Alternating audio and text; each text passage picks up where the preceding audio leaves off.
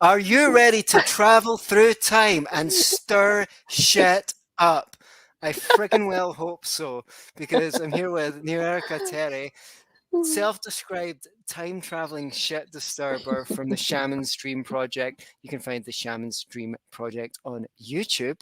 We met very briefly at the Greater Reset in Morelia 2024, and we briefly exchanged messages in Telegram. Through time, they percolated in this moment in which we are reuniting to stir shit up and I don't know, get down to some ancestral wisdom. Thank you so much for joining me on episode 110 of the Be Yourself and Love It podcast on the Conscious Resistance Network. Namaste to you. So, you are some kind of a magician, I think. No, Would that be fair to say? actually, we all are. We all are. Okay. It's all of us are born into this world as co-creators, and with our corona chakra, provided we didn't Hmm. download any viruses in there, Oh, okay, I see what you we're mean. connected to the Great Spirit, and so we all of us are magical creatures, but due to various different I don't know if you want to call them influences.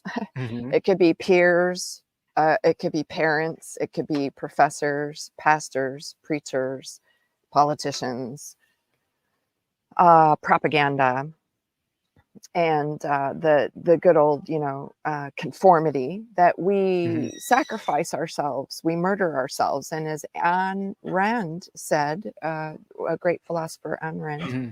she said that the first act of violence we commit against Hmm. ourselves is the act of self-murder. That means Hmm. to silence our voice and silence what is waiting to come out of our heart and it Hmm. be expressed through our voice. And for the sake of conformity, that we just get along and go Hmm. along, right? Yeah. Um, so I'm not really anything special, no more special than everybody else. It's just that I was perhaps one of the rare people, especially at the time that I was so called growing up back in the 70s and 80s. I was one of the very rare people who stood outside of the dangerous crowd and Mm. refused to conform. And um, and um, and in this way, I sort of paved the way for others at this moment, young Mhm. folks such as Mhm. yourself, and Not even the that young. younger children. Well, you're right. You're not. You're a very ancient soul, Oh, thank but you. you for the people to remember. Hey, who am I, and what am I Mhm. here to do? What's my soul contract? Did I come here to conform and comply? Did I come here to receive the approval of others, Mhm. or did I come here to be a unique individual with a unique message and a unique set of talents and gifts to contribute? Right. So we've got a lot to cover today because I know that you're into eco-architecture and stuff like that, and I really want to talk about that. But Mhm. running with the theme that came up first about authenticity and things, I'm also a huge fan of Ayn Rand, and one of the things she said I really liked was this idea of only I know. She just took it as an example of how her philosophy sees things differently from other people. Oh, I did something bad, but only I know. I can steal from my Mhm. employer because only I know. And she said, Mhm. what a insult or an assault it is to a human being's self-esteem to think, well, if other people know, then that's such an affront to me because, oh, what do other people think? But I don't even care about my own judgment of myself. Surely it should be worse for me that I'm the one that knows. It would be better if I had a Mhm. character flaw and everyone else knew about it, but I just didn't know about it, because then at least it would be, an authentic character flaw. It wouldn't be something that I deferred. I murdered myself. I went to the crowd to get my judgment, my Mhm. self-esteem, rather than finding it within. And obviously, Uh-huh. this has become increasingly relevant over the Mhm. last 4 years, because those of us who thought we were somewhat awake thought the world was pretty bad in terms of conformity and selling your soul.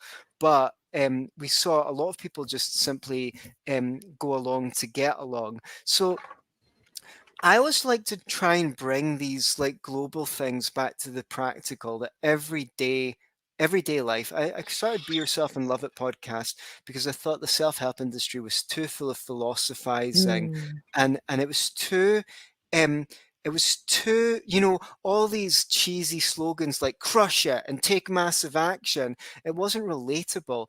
What I said is like, instead of just focusing on the world, let's get back to this, like, how do I apply this in my day-to-day life? And then by extension of that, we change the world by being ourselves and loving it. So Oh, so on that point, this authenticity, it's not just about saying these COVID regulations are bullshit, and if you're going to vaccinate me, then I'm going to leave my job. It's more like, I want to say something to my girlfriend or a dear friend of mine, but I'm afraid that if I express needs, I will be perceived as needy, and that will push that person away even more, who I'm already not getting what I want from in some way in terms of connection or responsiveness. And the difficult thing about that is, you kind of, to quote your, the thing about that is it's partially true, as Jordan Peterson might say. Sometimes actually, if you do express needs, you do push people away. They do think, oh, that. So how do we navigate in this like crazy world where not everyone knows how to hold the space or be there for each other? How do we overcome the anxiety from childhood, whenever we, expressed ourselves honestly, we got attacked, and we carry that from our childhood into our adulthood, and we recreate it. We surround ourselves with people who, you know, who are partly supportive, but also in certain areas they fall off. I know I'm putting a lot of responsibility on you to answer such a big question, and I've been talking a long time, so please have the floor. oh, okay. So, thank you for bringing that up. I think that's very pertinent. It feels very pertinent at this time because of various different things. Of course, we're all self-murdered on one level or another. Um, um, but to take instead of focusing on, see, we can see this issue and we can see this inauthenticity, and we can see all the Prozac smiles of the people and the social justice warriors marching down the street. We can see the manifestation of the Kali Yuga, which is, the society without borders. Literally and rhetorically speaking, I have no even safe healthy boundary of my own physical skin suit, my Hmm. own avatar, Hmm.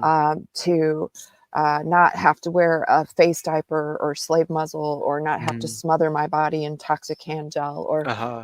receive your bioweapon injection in my arm, and so on and so on. But these are just 3D physical manifestations of that which is within. Hmm. Because if we kind of just go back to the basics, which is natural law and the Hermetic principles, and we can just say, as above, so below, as within, so without. So if Hmm. I see this manifested in the society around me, then what is my calling if not to go back within and go on my own sort of vision quest, my own Hmm. rite of passage, my own time of reflection, to say, what is it am I projecting outwards? And going back to the needs, um, I would say that, once we do go through our vision quest, once we do participate in our rites of passage, whatever tradition that may be, uh, that we become the self-reliant individuals, and that all the things that we need are already there, and we Hmm. can connect with that. And then when we connect with that and we realize that everything we need is already contained within our sacred hearts, and then that is our point of projection to project out into the field.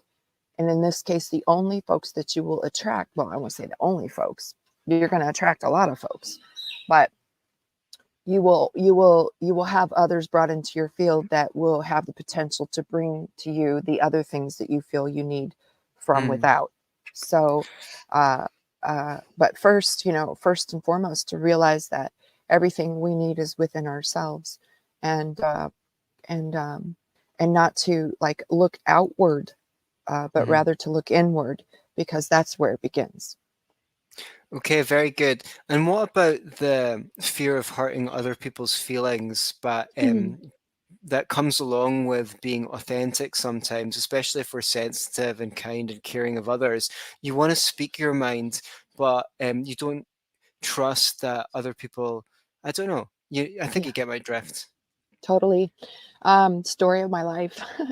And it's a challenge for me in my life, as well as it is for the rest of us now at this time, is to find some sort of diplomacy, if you will, Hmm. in the way that we express ourselves, to ensure that we deliver the message that we want to deliver from our heart in, what to say, the least offensive manner, but ultimately residing within ourselves in the fact that if you feel triggered by what I say, especially if I put it in such a way as I let you know, listen, can I please share something with you? Can I be honest with you and give you my honest, authentic feedback that I am feeling within my heart? Can I express that to you? And can you please, know that I do not intend to cause any, how do you say, hurt feelings? Hmm. But that if you are triggered and if there is some feeling of dissonance within you, then let that be a sign that within you there is some disconnect. Because if you were in your power, in your balance, and you had your divine masculine and your divine feminine aligned, not the feminine up here out of control without any boundaries in the Kali Yuga, because if those two are aligned, nary the twain shall meet. But Hmm. rather within myself, I have the holy trinity of the divine masculine and the divine feminine. And if those are aligned, then I give birth to this, the first geometric shape of life, the pyramid, right? Hmm. Um, and that this is what I project. And if something does cause that dissonant feeling within you to make you become upset or angry or have your feelings hurt or something, then let that be a signal to you that there's Hmm. something out of alignment. Because ultimately, let's just remove ourselves out of the skin suit, out of the avatar for just a moment, and go back to remember who we really are. Essentially, we are electromagnetic beings residing inside of a skin suit vessel. Hmm. Yeah, and also to be willing to take the time to hold space for the response of another person to what you've said, and not feel like you need to jump in and mitigate if they feel ashamed or upset or even angry.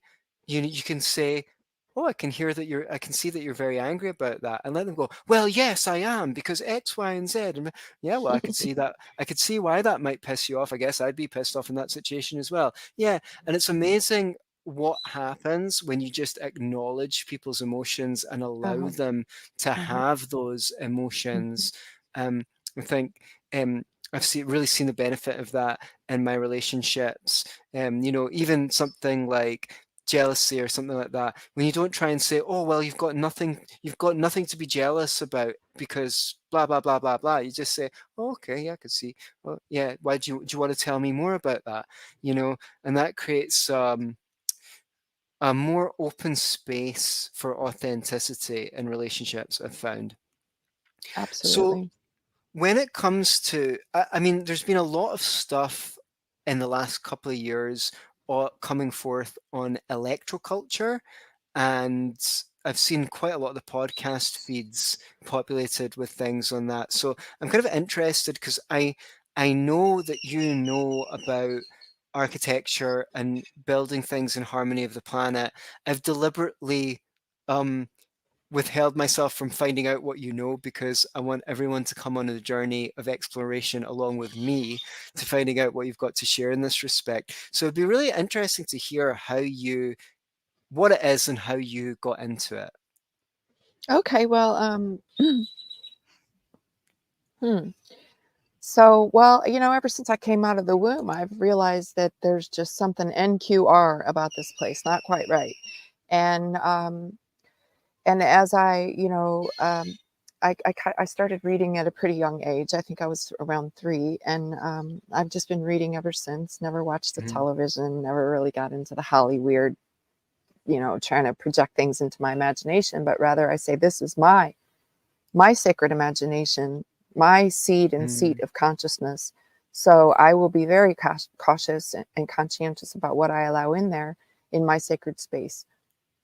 And because this channel is relatively clear and free of all the dissonance from the propaganda and the peer pressure and the need for conformity and the need to receive the acceptance of others and things like this, then this channel is open for me to receive downloads from the universe. And I have for my whole life, but more recently, it's been a lot of communication with, let's just say, spirits that are not yet born. We'll say children waiting to be born, and they're saying, "Hey, I need you to do this and do this and get this and get this." And I say, "Okay, I'm just here to create a safe and secure place, a beautiful, magical, mystical place for the little children who shall lead the way."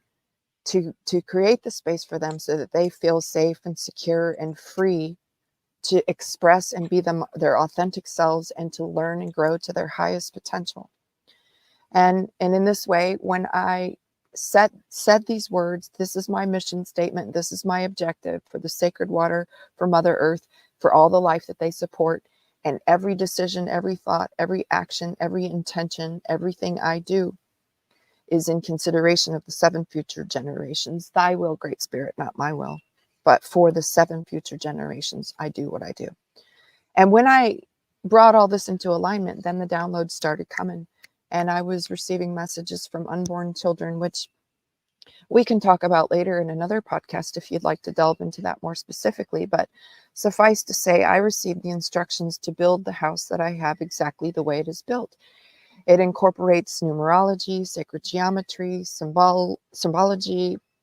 I refer to it as intentional esoteric bioconstruction design. So intention is everything. My intention, as I stated, is for the 7 future generations, for the sacred water, for Mother Earth and all the life that they support.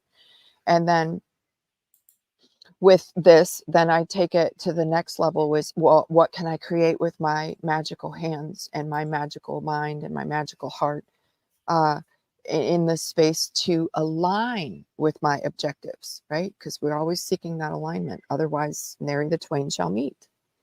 And in this way, I received the downloads to build a house using a bioconstruction, of course, and the Fibonacci sequence, and I've incorporated a 369 spiral into the house too, because those are always useful and very powerful pieces of technology that we can work with to manifest our dreams and to project into the unified field of consciousness. And then from there, all the offshoots, will come. You mentioned electroculture.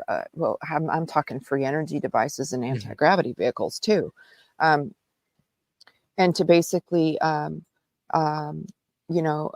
there's a song that we sing in the ceremony in the Spanish, and it translates into English by saying all the solutions is found in nature, because nature is come from, where do we get that word? Entomology is a good subject to get into, because if you want to know the nature of the tree, then find out the fruit that it bears, right? Or find out the root, the seed, where it comes from. And nature comes from a pre-dynastic word, a pre-dynastic Egypt word, natur, N-A-T-R, which referred to the supreme spirit, great spirit, God of all the other gods and goddesses that created everything.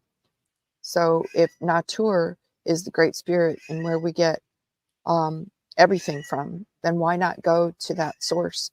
Why not go sit on the mountain for 4 days and 4 nights with no food and no water, praying and fasting and sacrificing? Because always there's a sacrifice, right? This is how we buried the pharaohs, to remind us in our cosmic midnight hour that first we must give with the masculine, and then we receive with the feminine. Yeah, and I used to be very uncomfortable with the idea of sacrifice. But as I grew older, I realized, you can only do something at once. Doing this podcast means I'm not tidying my room or something. You can choose something. So there's always um, a price to pay in life, for and what you want to do is trade a greater value for a higher value. You gain so much from fasting, and when you break your fast with that slice of watermelon, hopefully something high water content, oh my god, does it ever taste good, better than Oh any yeah. any slice of watermelon that you ever tasted before. Oh You yeah. gain something more Mhm. over and above what you Mhm. give. So you said that you used eco design and eco construction. It'd be really interesting to hear how you learned about that, and you might need to. I didn't define electroculture and eco design and things like that for the people at home. Okay, so Oops. I didn't about Oh. it per se. I just I set the intention that I don't want to live in a concrete box. Hmm. I don't want to live with the shapes that um how do I say, angles of pain. The square is a masculine symbol, and Hmm. that's fine. And we need the masculine, but to be on the outside of the circle. In other Hmm. words, the male provides the protection and the boundaries for the feminine to reside, So the true. circle of life to rely. And you'll find this epitomized in various different symbols all over the world. But um, here in Mexico, we refer to this as the chacana. And and what we do is we when we begin to envision with these symbols, then we realize that concrete boxes are not conducive or not the best place for us to be if we're going to live to our highest potential, as we need, because the universe is based on geometry, the universe is based on sacred geometry. So if we incorporate this into our lives, then we are sending out a signal, as well as providing a roof under over our heads, where we live, where we work, where we breathe, where we dream, where we sleep, right? To live in this way, and then from there it flows. So what is, we open up that door and just take a step in that direction, the universe will respond. That's the way the construct works. So the rest of it was just downloads. I really didn't learn anything so much. I didn't study anything so much. I just knew that that was my intention, and then I set that intention, and then everything kind of just fell into place. So, insofar as bioconstruction materials are concerned, you're looking at all kinds of stuff depending on what's locally available to you. Where I'm at here in the Mesoamericas, we could grow hemp and use it for hempcrete and hemp furniture and hemp lumber and hemp rebar. And I want to give a big shout out to my friend Belinda Carr, and I ask if you can include in the show notes a link to her channel. She's a very lovely, holistically intelligent, and highly intellectual young lady from the East, from India. She's an engineer and an architect, and she hosts a podcast. And she brings on these people who are making things like hardwood furniture that's 400 times harder than Brazilian cherry wood, or hemp rebar that's 4 times stronger than steel, and doesn't rust, and all kinds of things with hemp. So I'm a big fan of hemp. Not only will this plant sequester the carbon from the air, which, Yeah. by the way, is not necessarily a bad thing. Of course, the pollution that the industry and the exhaust from all the vehicles and stuff, for sure, that can be pulled out of the atmosphere, and this plant will do that. The hemp will return all of that, transform and transmute it back into the earth to restore the health of the soil. Yeah. So It's you're one of the clean. wonderful Oh, wonder the this it's sorry. amazing. This Yeah. plant will literally save us. It will literally, And literally. it's amazing how they managed to ban industrial hemp in the USA and many other countries. When you look at the functions of first of all, is it not true that the Constitution, the American Constitution, was made of paper created from hemp? So In addition to that, when you say clear cut a forest, the quality of the soil is terribly compromised by that because the the trees are in symbiosis with the soil and improve the soil. Absolutely. If you grow hemp on that soil for 4 or 5 years, it begins to improve the quality of the soil, and that's often a really good way to start on the project of restoring a forest. You first plant hemp. It can be made into well, um, so many of the things we currently use plastic for could be replaced with hemp products, and I don't know Mm. what we're doing with our plastic. I don't like the fact that it goes in the ocean and things like that. Um, uh, but yeah, it's interesting how the powers that shouldn't be somehow managed to convince people to allow them to ban industrial hemp when we were once again becoming again aware of how useful it is, and perhaps of course that's why it was banned. Well, let me just kind of go back and remind the audience writ large, all of us children of Mother Earth, that our words cast spells. Hmm. Okay. So when I say the powers that are, Hmm. Hmm. I'm giving them power. They are Right. the powers that were. And it's not just because I say this. Of course it Hmm. is because we agree that the powers that were, Hmm.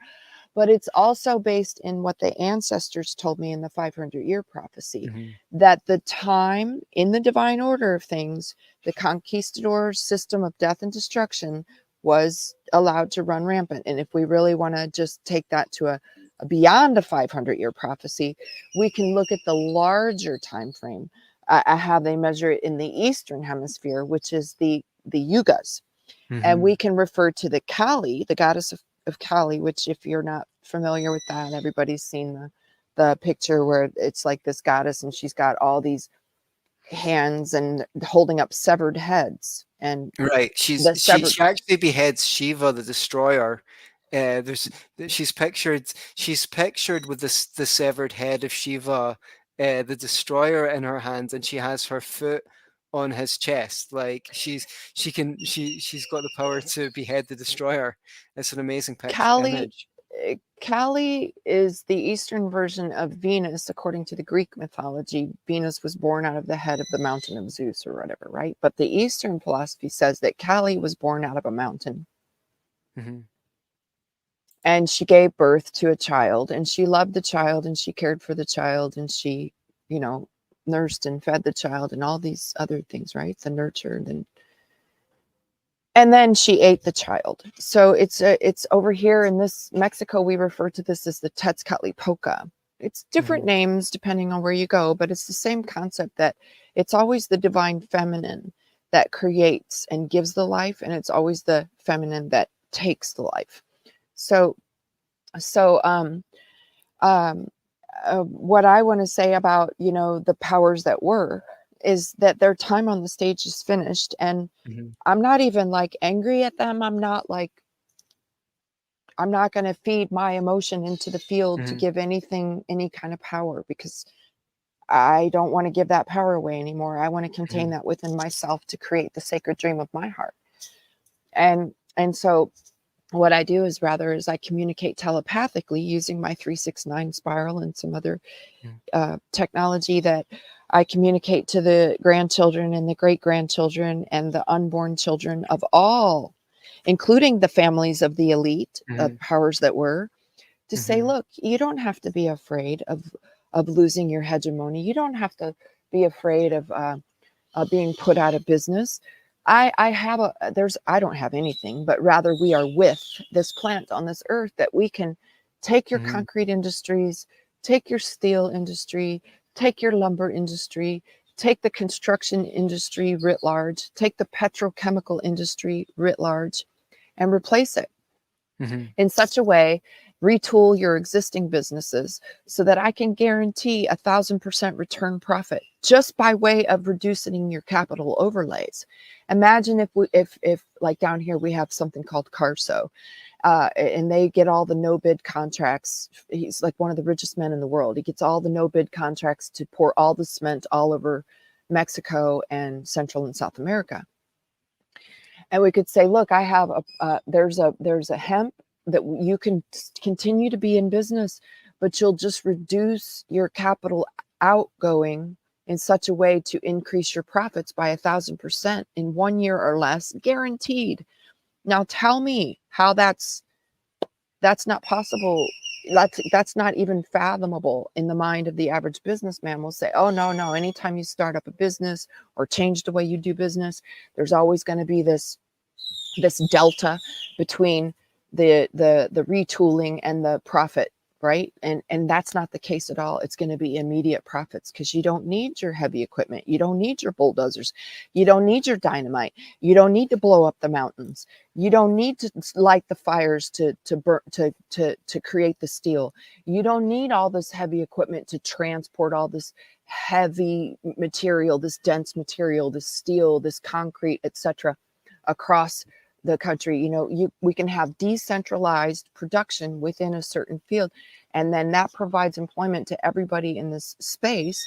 And then you just have like one processing facility per pueblo of however many people, to process the plant, and then from there it spits out all the cottage industry. So what I'm talking about in this case, if I just put it really simply, up north in the United States, we had at least something called the Fortune 500 companies. I believe it's the Fortune 100 companies, because in the divine order of things, and because evil sows inside of itself the essence and the outcome, and the destruction of itself is within the seed, right? If we can change the way that we perceive things and look at things instead of from a win-lose, zero-sum perspective, we can apply a win-win perspective. So just in the case of hemp, cleans the air, cleans the soil. That's already 2 wins right there. And then the knockoffs from there is all the health problems that we incur because of the toxic and polluted air that people are breathing. That is resolved. All the health problems that we create by toxic food that's grown in soil that doesn't have any natural biodiversity and has to be sprayed with pesticides and herbicides, that's another win and another win. And then the frequency that this plant emits, because if you look at the leaf of this genre of plants, of the species of plants, it's got 5 parts to the leaf, just like us. It's us. There's more. That plant has more in common with us than just, I think, about any other plant on the planet Earth. And the frequency that it will change the frequency, the vibe of the entire area in which it's planted. So that's another win. And now we can go from seed to harvest in 4 to 6 months, as opposed to waiting 80 or 100 or 200 years for this hardwood tree to grow up and then mow it down. So in essence, it's a way to work with power instead of force. Does that make sense? Yes, it's very compelling. So basically, either through the legal system or various things have fallen out of general knowledge, like the fact that we have alternatives to the mainstream industrial industry. I had just very recently George Wiseman, who was using Brown's gas, talking about how when he grew up on a farm, he used to rig up the vehicles so they ran so many more miles to the gallon than anyone else's car, and he did it just because he didn't know that he wasn't allowed to do it. And then later on, he found when he tried to post out kits to people, the U.S. Postal Service intervened and wouldn't deliver them to people. Then I had Roy Turnbull from Gaiazyme on, and he was talking about how just by getting people to test their soils, he could find out what micronutrients they were missing, and a lot of the time they'd over fertilized their soil with macronutrients.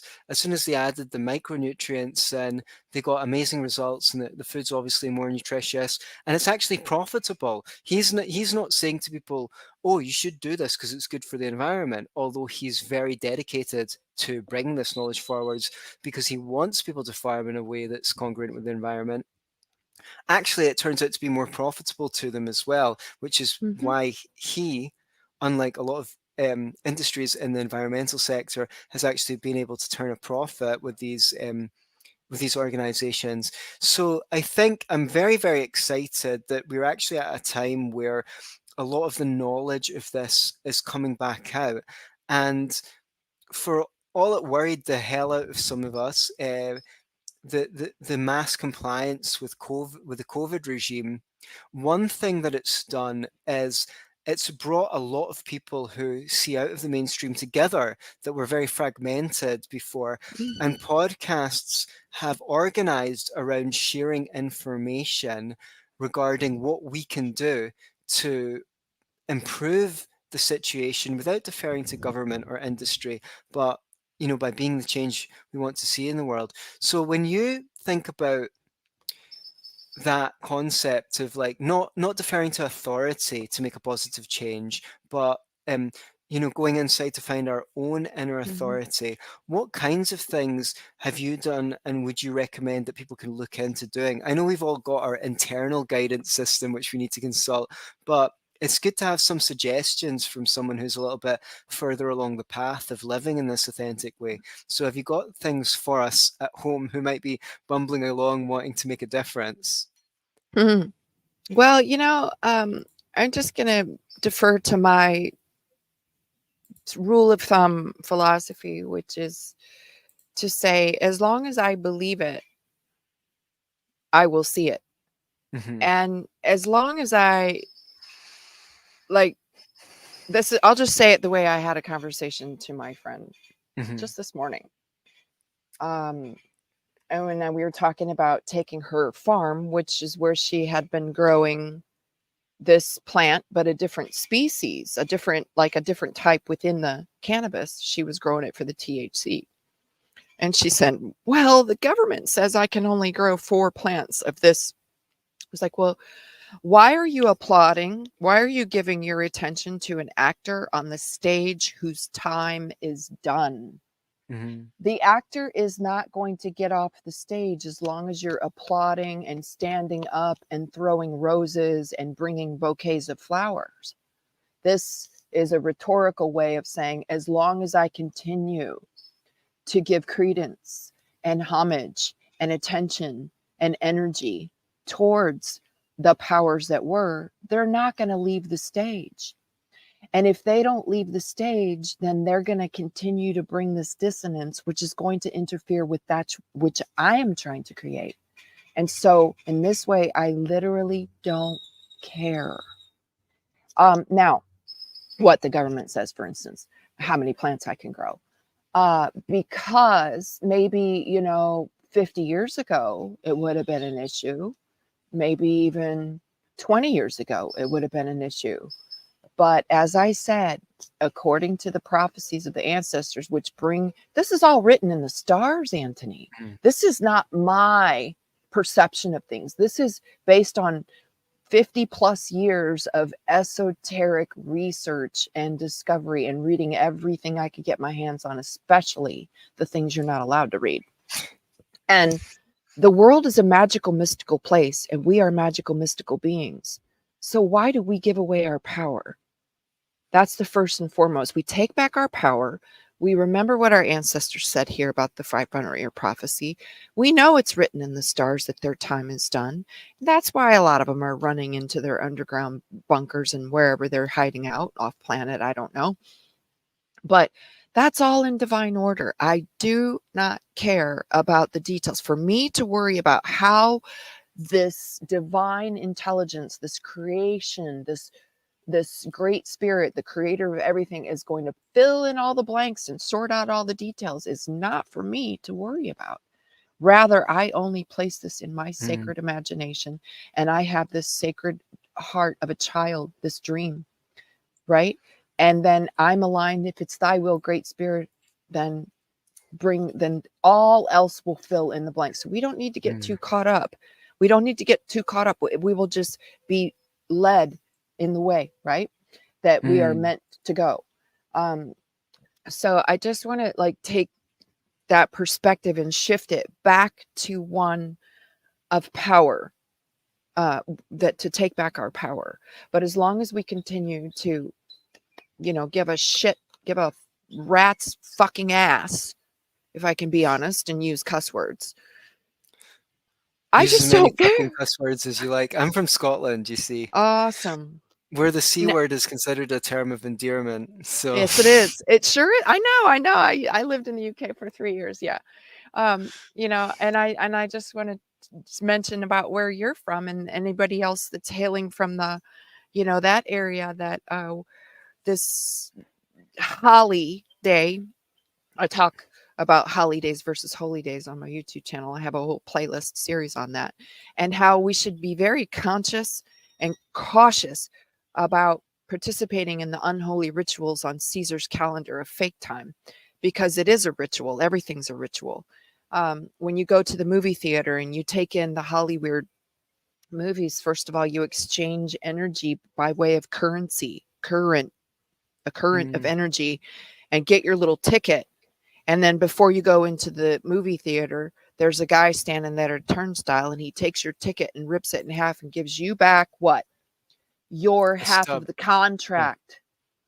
mm, It's a ritual. Everything's a ritual.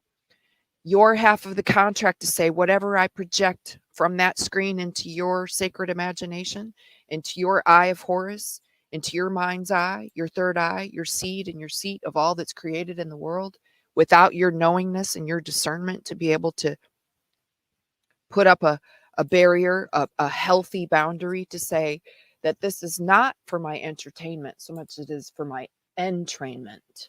mm, Uh, then in this way we begin to take back our power. Another example is, let's just say the weather, right? Let's just say the weather. So down here in the Spanish word for the storm that comes is the tormenta, which is torment, right? In English, right? mm. Well, if we are tormented within ourselves because we have murdered ourselves and suppressed our authenticity in this world, and denied the execution of the soul contract which we came here to fulfill, if we murder that, then everything else flows from there. Does that make sense? Mm, So right, so here come the tormenta, right? The storms. Rather, what I would do is, when a storm comes, like it did last year in October, I see there's like 6 different houses. There's 6 houses in my neighborhood. All of them left. They all packed their cars and took off for various different places to get away from the storm that was coming. I don't watch TV. I don't use social media. I'm not on the artificial intelligence device. And I don't give a shit what the dangerous crowd is talking about. And I sure as fuck don't believe in the weatherman who's trying to also dictate the narrative to me and take away mhm. my power. But rather, I just sat in my house and I watched all the people leaving. I said, "Hey, where are you guys going in such a hurry?" And they, "Well, I'm running off to Tepic, or I'm going to Guadalajara, or wherever they're going." "Okay, well, safe journeys, and I'll see you when you get back." And then later that night, I got a call from one of the neighbors from Tepic. He was in Tepic already at that point. Oh, and he was all, "Wow, how are things over there? Is everything okay? Is electricity cut?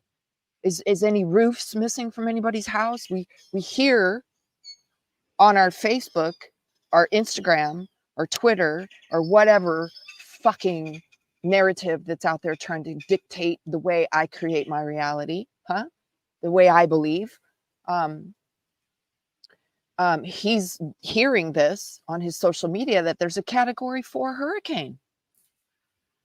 I'm like, "No, I'm sitting here. The lights are on. The signal on my phone is still going. I have 2 little grandpa statues outside of the window. You know, those little rocks that you stack on top of one another. Super skinny ones, very Mm, fragile. You could blow them over like, and they would blow over. And neither one of those had blown over. So there was a nice, gentle rain, a nice, gentle breeze. It was actually quite pleasant. It kind of cooled things off a little bit because it had been hot and muggy before. But my point being is that because I have not allowed my sacred imagination, my seed and seat of all that's created and manifested, to be influenced with this false narrative about a category 4 hurricane. And because all those who did believe in that and who were manifesting that left the immediate vicinity, then I am there alone with my energy and my sacred geometry. And no storm. No storm. None. It was, I wouldn't even call it, it was less, it wasn't even a category of any kind. It was just like a gentle rain. It was very nice. So explain that to me. And then also explain that at 3 times over the course of 2 years, I went to the Temescal, the sweat lodge. And the guy who runs the sweat lodge looked up into the sky and sees these dark clouds coming. And of course, you know, you can't allow it to rain on the Temescal because of the material it's made with, it will melt, right? It will destroy the Temescal. So the Temescal has to be covered in a tarp or some kind of waterproof material. And he said, I might have to cancel the Temescal because here they're looking like the rain is going to come. Well, what is the rain if not the torment, if not the emotion, if not the consciousness that's within ourselves being reflected without?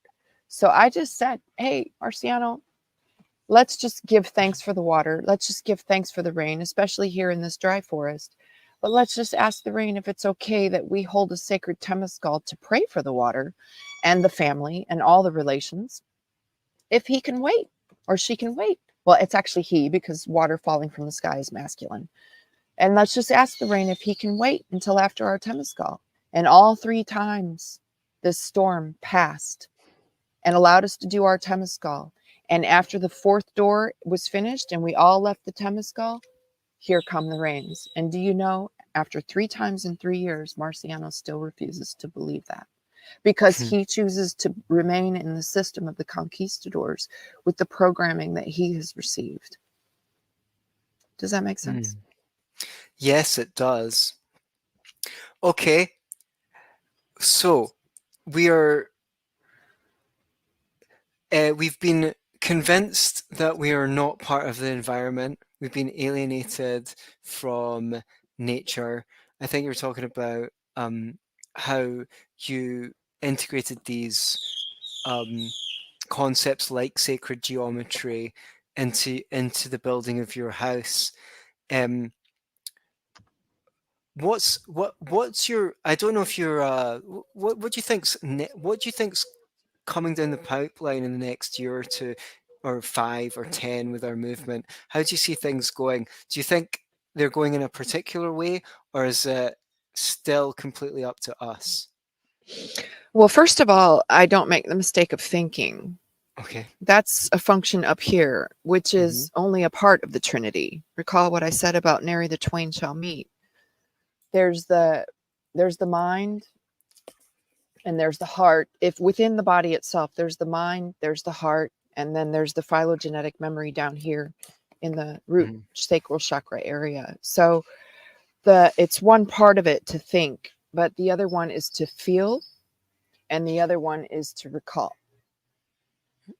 So yes, it's a species with amnesia and in the divine order of things, so that the infinite consciousness can explore the depths of its depravity through this devolutionary period that we like to refer to as the Kali Yuga. But now that time is over. It's written in the stars that we are moving out of the 4th world, that the Mayans refer to the 4 worlds, right? Into this 5th world. But the Mayans did not depict a 5th world precisely because of what you just said, Anthony, because it is entirely up to us. We are being called by our Mother Earth to get up off our knees and get out of this infantile state that we are in, because the human race is a very infantile genome project, I will just say. And now we're being called to get up off of our knees and take responsibility for the relations that we have with ourselves, with one another, with the sacred water, and with Mother Earth. And because of this, because of the different frequencies that are availing themselves to us now, because this actor, his time on the stage is finished, and the clarity is coming back to us, that we will automatically receive what we need as long as we acknowledge that it is there. It's like asking for spiritual intervention, but first you need to acknowledge that your spirit guides are there. First, you need to acknowledge that the four sacred directions are there, that the ancestors are there. Does that make sense? So it's like Yeah, so I heard a lot about ascension to the fifth world, and I was already a New Ager early in the thousands, and between about then and 2012, I heard a lot about it. It seemed to go away for almost 10 years, and then all of a sudden it started coming back in the last few years. Um, what do you attribute that to? And is this like people thought, maybe that was just a myth, but all of a sudden it's come back again. I've got one more question after that, Mhm. and then we'll probably start to wrap up. Mhm. Well, I don't really call it the new age. I call it the new cage because Exactly. it's not a question of whether or not there are obstacles in our path. Of course there Mhm, are, but the question is do we have the discernment, the mhm, inner self-knowingness, mhm, and are we equipped with the knowledge of our ancestors and the knowledge of the esoterics, and do we understand things in the divine order, or are we just stuck on this timeline looking at it like this is the year 2000, this is the year 2020? um it always comes back to perspective, because mhm, whatever is my perspective is going to influence everything else. So um um yes, it kind of comes up and shows itself as this, and then it kind of fades away because it's not the full truth. mhm, It's only a snippet of it. It's just to say, hey, this is mhm, here, and then it kind of mhm, fades away, and then it shows up somewhere else on the timeline mhm. as something else. Okay. um and what this means to refer to is that the human race is a very infantile race, and we have gone through our four worlds of exploration in a cycle of 7. This is an 8. In numerology, 2024 on Caesar's calendar of fake time is an 8. What is an 8? An 8 is a 1 because Mhm, it's 7 cycles are done, and now we begin mhm, the next cycle of 7 with 8, when the number 8. 8 is also the caduceus that goes mhm, over the magician's head in the tarot card, mhm, or the infinity symbol is mhm, a more modern way of saying that word, the caduceus, the mhm, never ending, the alpha and the omega, the never ending exploration of consciousness, of infinite mhm, consciousness that wants to know what it's capable of. It's mhm, not a question of whether or not the consciousness loop will continue. The question is, where is our balance? mhm. Right?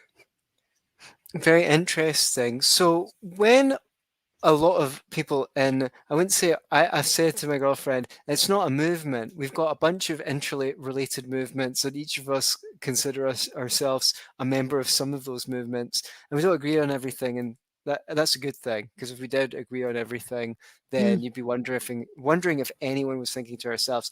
But when a lot of people in the movements that we're associated with look around, they don't see evidence that, they deny that, they don't they feel like, if anything, things are going backwards, that we're not transcending the age of the conquistadors. If anything, we're like driving off a cliff or going straight into a scene out of 1984. So can you do Hmm. anything to Hmm. um, First, yes. First of all, lift I the would spirit? go back. I would go back to the root. What Hmm. the issue is I perceive it is that, first of all, well, to create, we say Hmm. in Spanish, what say to believe, say que crea, and Hmm. CREA. Well, they put the R on the end, so just take CREA and put a TE. So to believe and to create is one and the same. My eyeballs, which are cameras to take a picture of the reality that I create with my real eyeball, my mind's eye, my what do I believe? What do I envision? What's inside here? That is what is created in the world. And then my eyeballs just take a picture of it. So, Hmm. no, I do not need to see it to believe it. I need to Hmm. believe it to see it. Hmm? Hmm. That's the first and foremost thing. And then what was the second part of your question about, the people that are believing Yeah, in. it seems to a lot of people feel very pessimistic after all they've seen Mhm. over the last few Yeah. years. They thought they expected a much bigger growth in our movements. They expected more people to wake up, and if anything, they found out Mm. that people were a lot more asleep than they even thought. So, Yeah. so Okay. they're not optimistic that we're transcending the age of the conquistador. How can you allay their concerns? Well, I can't really allay their concerns because it is not my responsibility to bring Hmm. inner peace to them. Okay. Hmm. They must find that within themselves. And if they choose not to, that's fine too. Then they will create the dystopian reality that they choose to continue to focus on because they are not getting up off their knees and taking back their power. Hmm. Does that make sense? Yes, I see what you mean. Which is Okay. why I'm always. Do you have something to add? Y- yes. So, in the sense that we are moving along this timeline, this concept of time, at this particular point in the timeline, is that any time you have a shift or a change or a prayer or something you want to see manifested, there is always a sacrifice involved. There Mhm. is usually a blood sacrifice. When you want to shift and change timelines, there's always a blood sacrifice that's required. So perhaps because I do not know anything, that's the only thing I do know is that I know nothing. I do not know the mind of infinite consciousness. I do not know the plan of the great creator, right? But I can take an objective look at the reality, knowing that there is a blood sacrifice required to shift the timelines. And I can say thank you to all the people who fill in the blank. If they Mhm. had their xiphoid process breached with some 16-inch long stick to so test themselves for a virus that's apparently everywhere, uh, then whatever is going to happen to them, and they're going to check out of the skin suit. Likewise, those that receive the jab, they'll check out of the skin suit. Likewise, those who choose to continue to applaud the conquistadors on this. Mother Earth is telling us to get up off our knees and dream a different dream with her. We have the free will choice not to do that, Mhm. just so long as we're aware that there's always consequences that come with our choices. And maybe it is in the soul contract of these individuals who want to continue to be filled with self-doubt that they do Mhm. continue on that timeline. That's fine. They will be removed from the reality which you and I are creating, let's say, not just you and I, but many others, and they will be brought into a timeline and into another reality that is better suited for their learning. Mhm. Okay. Thank you so much, Nierika Tere, for joining me on Be Yourself and Love It podcast. You at home, I invite you to dream a little dream with us. Be yourself, but of course, don't just be yourself. Be yourself and love it.